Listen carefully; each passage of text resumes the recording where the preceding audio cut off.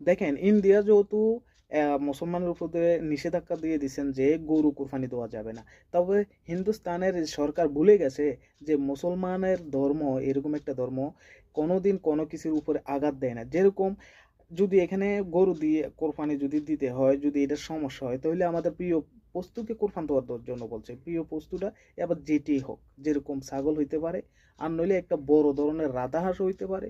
এটা ভুলে গেছে। এখন ইন্ডিয়াতে যদি এখন যদি গরু যদি কোরবানি দেওয়া নাই যায়, যদি এটা সরকারের নিষিদ্ধ দেয়, তাহলে বেশিরভাগ ক্ষতিগ্রস্ত হবে হিন্দু ভাইরা। হিন্দু ভাইরা এই কারণে হবে, কারণ হচ্ছে এই এক একটা বছরের ভিতরে ইন্ডিয়ান যে হিন্দু ভাইরা কোটি কোটি টাকা ইনকাম করে মুসলমান ভাইদের থেকে। বলে কেমনে, একটা গরু যখন দুধ দোহাইতে দোহাইতে যখন 8-9 বছর হয়ে যায়, তখন আর এই গরুটা কাজে লাগে না।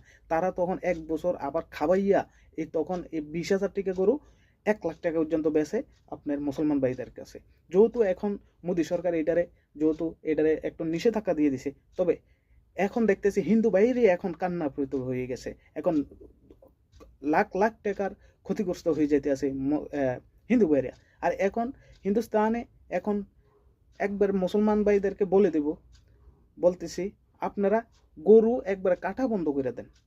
শুধু এখন বাকারি মনে হয় না, যে আপনার ছাগল আর বড় বড় চীনা হাঁস, রাধা হাঁস, এগুলো কোরবান দেন। আল্লাহর খুশি করার জন্য এগুলোই যথেষ্ট আমি মনে করি। এবার তোমরা গরু মাতারে তোমরা এবার ফাইলে যে মন্দ সেই করো। যেহেতু একটা গরুরে ব্যস্ত গেলে একটা গরুটা বেঁচে গে একটা গরুটা বিক্রি করে একটা হিন্দু ভাই যখন বিক্রি করতে আসে, তখন কোনো কেউ কিছু বলে না। যখন নাকি একটা মুসলমান এই গরুটা কিনে যখন প্রতিদিন নিয়ে ধরে পিটায়ও, মারেও, কত ভাই কত এরকম মুসলমান ভাই মারা গেছে এরকম এই তাদের মাতা গরু মাতা কইয়া যে বহুত কিছু। তো যাই হোক, আমাদেরকে সঠিক বুঝ দান করার জন্য তৌফিক দান করতে আমি।